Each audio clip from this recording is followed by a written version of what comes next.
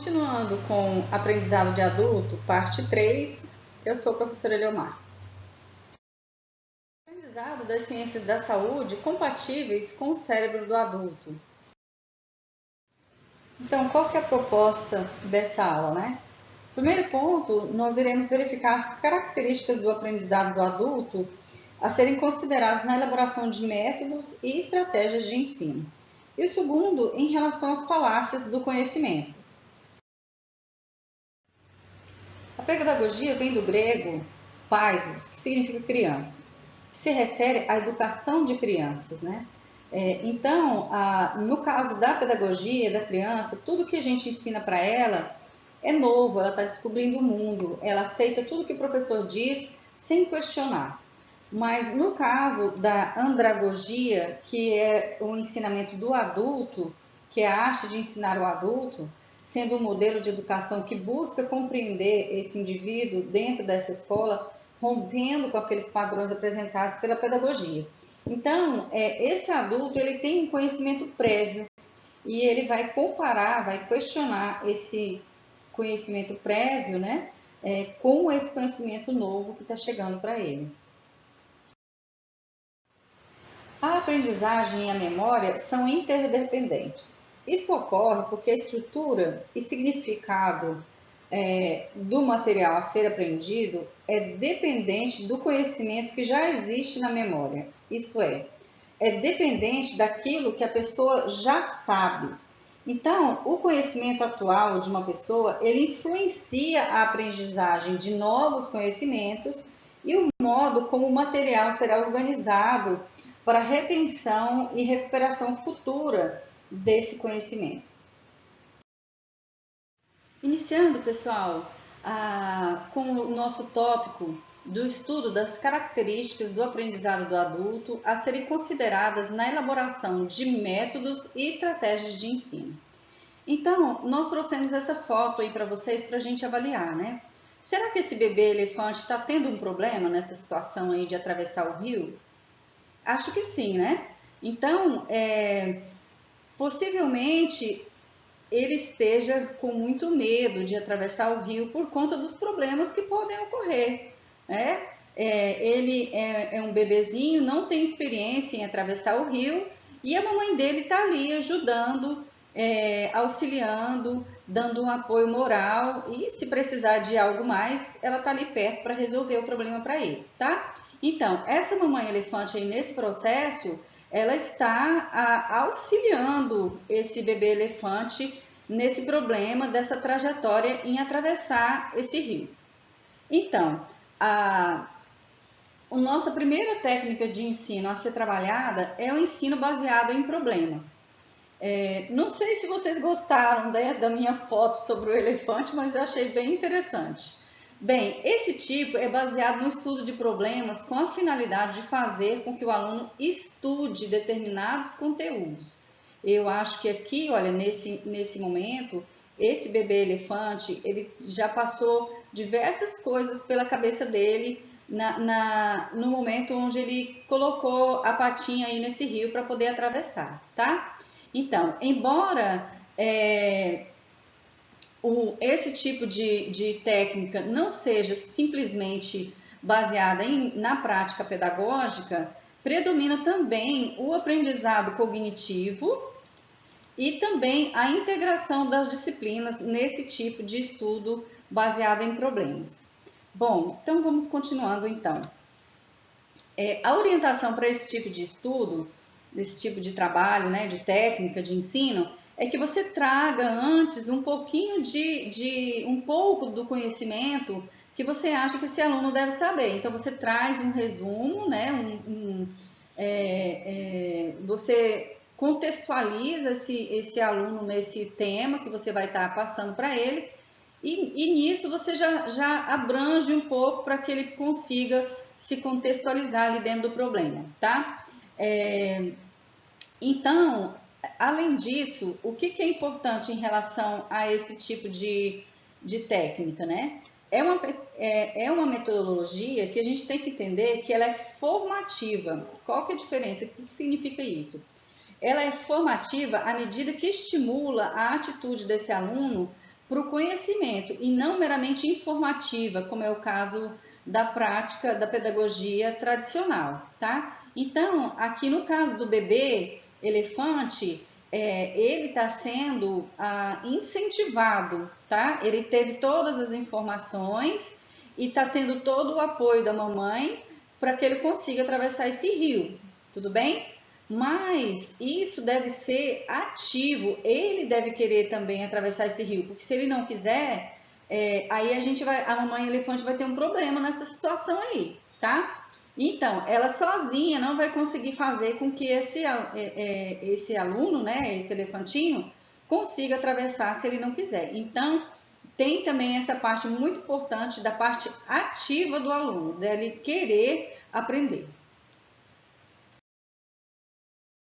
Vamos falar um pouquinho então do fluxograma, que ele traz, que é uma técnica de ensino na qual se deve sintetizar o que a pessoa já sabe e utilizar as intervenções para modificar as figuras produzidas, ou seja, você pegar aquele conhecimento anterior e ir acrescentando novos conhecimentos para que esse aluno vá evoluindo. E o fluxograma é uma técnica bem interessante para isso, ou seja, o esquema, você esquematizar o tema é bem interessante, tá? Ele fala que o esquema é uma síntese do que a pessoa já aprendeu, que você deve usar, né? E a base desse armazenamento são os esquemas. É fácil de você armazenar quando está tudo esquematizado, essas informações. Outra técnica é da repetição com aprendizado espaçado, que ele traz, que pode ser adquirido com simuladores em que se possa praticar o que se deseja reter.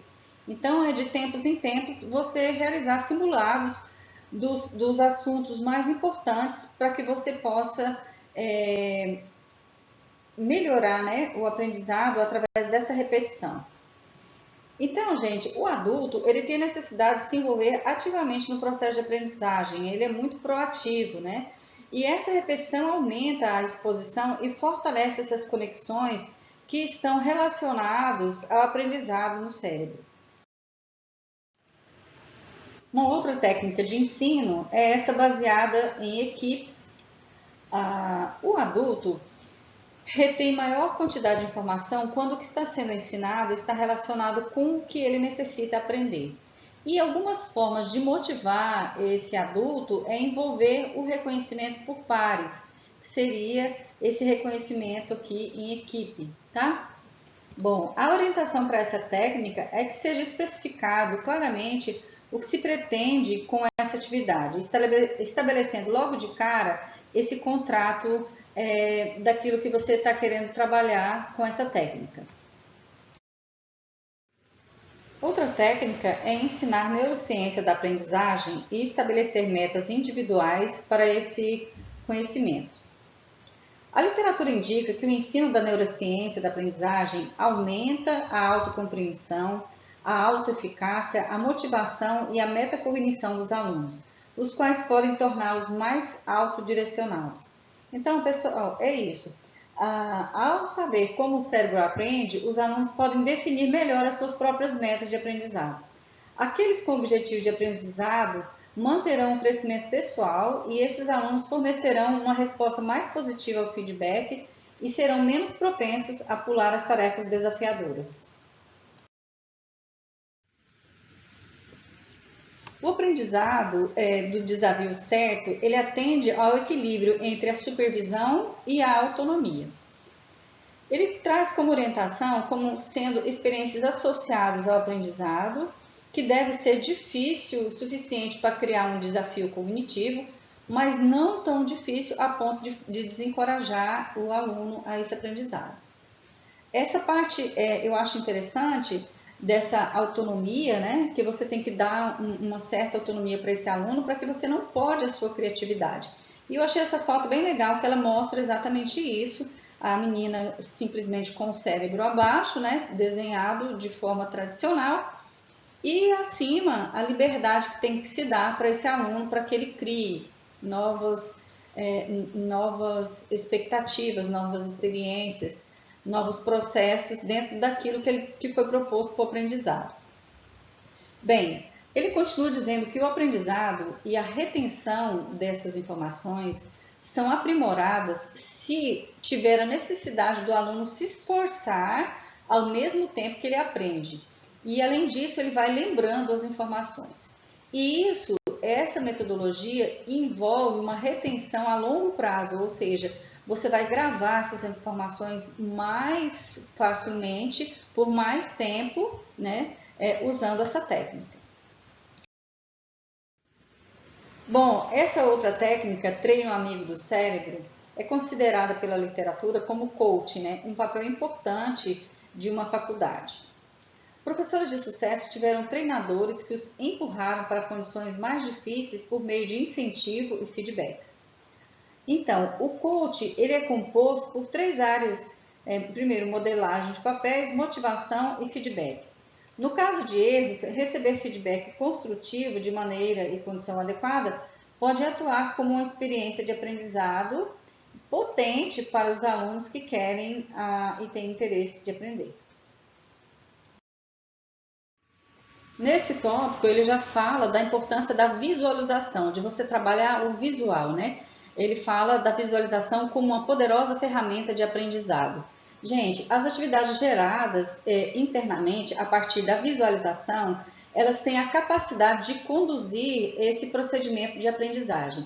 A importância da gente lembrar que tem alunos que eles são mais visuais do que audientes, ou seja, ele aprende mais vendo as fotos, as imagens, os esquemas, né, os mapas, enfim, do que simplesmente ouvindo o professor falar. Então, a importância de você estar mesclando esses tipos de técnicas para que você não pegue só um nicho de população, né? Então, olha só, ele fala que uma maneira poderosa de otimizar a aprendizagem é criar imagem, porque essas imagens sugerem memórias, ou seja, elas facilitam a memorização. O ensino multimodal. Quanto mais métodos são empregados, maior a probabilidade de se tornarem eficazes à medida que se engajam mais sentidos, resultando em melhoramento da codificação das informações da memória de curto prazo. Então, esse processo de aprendizagem é mais aprimorado por meio de várias abordagens de ensino. Na aprendizagem cognitiva e modelo mental, nós temos aí aquilo que permite o raciocínio, a solução de problemas e criações mais eficazes.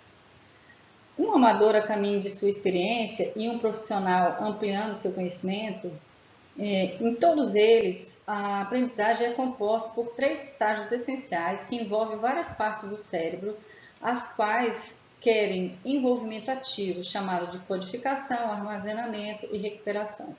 O ponto importante é que quanto mais a força criativa não distraída alocada para se concentrar em desafios novos e exigentes, mais precisos e completos os dados são representados na memória de curto prazo. Uma outra técnica também é a aprendizagem cognitivo-emocional. Nós sabemos que as emoções são as principais reguladoras da aprendizagem e da memória. Então, uma boa estratégia de ensino permite que os alunos tenham tempo e espaço suficiente para interpretar aquele conteúdo do ensino e o tempo para expressar seus sentimentos. Essa pesquisa mostrou que as emoções negativas, como a ansiedade, diminuem a atividade mental, ou seja, aqueles alunos ansiosos, eles aprendem menos, tá? Em relação às emoções positivas, o neurotransmissor dopamina pode melhorar a função cognitiva e está associado à nossa visão da experiência positiva. Um outro tema importante também que essa pesquisa traz é em relação à linguagem corporal. Eles falam que durante o ensino também pode melhorar a recordação, o envolvimento, a audiência e chamar a atenção desses alunos. E também controlar aqueles mais desafiadores, né, e transmitir paixão por aquilo que você está falando. Na aprendizagem ativa e social, acredita-se que quanto mais nos envolvemos com algo, como ouvir, conversar, ler, escrever ou revisar, mais poderosas serão as associações em nosso cérebro. E com isso, as chances de um novo aprendizado se tornar uma memória mais permanente serão maiores. Quando usamos a criatividade e a arte tem qualidades únicas que conduzem à criação de novas maneiras de envolver os alunos. As informações multissensoriais contidas em uma história fortalecem um esquema gerado pelo cérebro. Os filmes estimulam vários elementos no programa oculto, envolvendo os espectadores no processo ativo de aprendizado. Em particular, um filme que inclui práticas aumenta a curiosidade e a atenção dos alunos através de seus cenários realistas, reforçando assim o processo de aprendizado original. Então, isso tem o potencial de equilibrar o ensino de tópicos e a autoaprendizagem e o ensino do raciocínio clínico e do profissionalismo. Vamos estar falando um pouco do sono. Ele é crucial para a consolidação da memória. O que seria isso, né? Seria o principal objetivo desse sono. Consolidar é memorizar, tá? Então, até um sono curto pode consolidar essas memórias. Porém, é importante que você tenha uma boa noite de sono para que você passe por todas as fases, a importância disso, tá? O sono, ele aquece ainda mais o cérebro quando você dorme e isso limpa os espaços na memória de curto prazo. Além disso, a privação do sono pode causar prejuízos à memória, à atenção, à concentração e habilidades motoras finas, além de interferir no aprendizado e nas habilidades de resolução de problemas. Só que você já ia ter que ter um pouco mais de carinho em relação ao seu sono, né? De cuidar mais do seu descanso. Outro aspecto importante que esse autor traz, finalizando, né, essa parte, é a participação dos docentes nos cursos de estudo de neuroeducação e neuromitos. Bom, isso, de acordo com ele, esses estudos de neuroeducação são potencialmente conducentes a políticas e práticas baseadas em evidências na educação. Então, o objetivo disso seria aplicar o conhecimento biológico da aprendizagem e da memória à educação médica, trazer isso para o contexto da prática. Vamos falar um pouquinho agora dos neuromitos.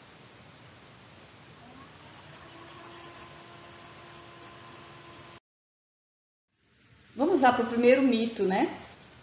Esse mito fala que nós usamos apenas 10% do cérebro. A gente já ouviu muito isso por aí, né? Gente, de acordo com o estudo de Visual e Colaboradores de 2010, ele fez um estudo com um exame de ressonância magnética e conseguiu descobrir, comprovar que em nenhum momento o nosso cérebro atua somente com 10%.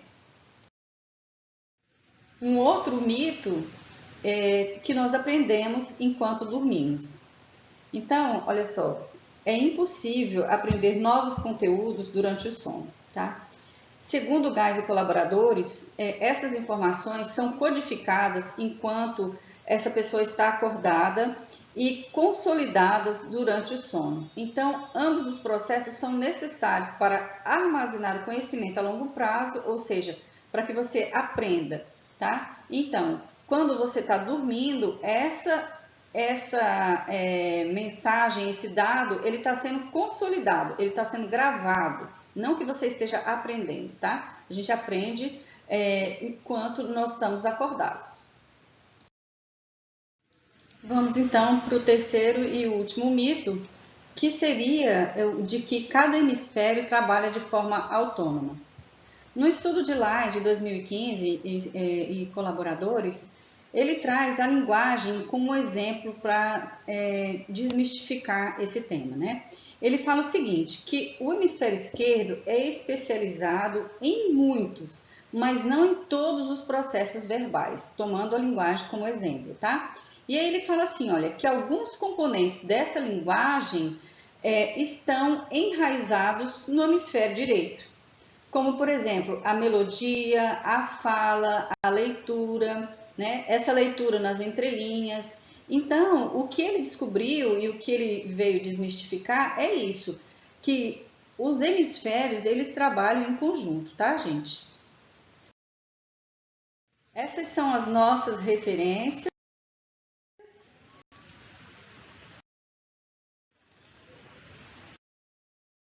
Muito obrigada a todos. E, gente, vamos ter preocupação, né, de lavar as mãos, usar máscara, passar álcool gel, tudo bem? Então, um grande abraço, boa saúde a todos.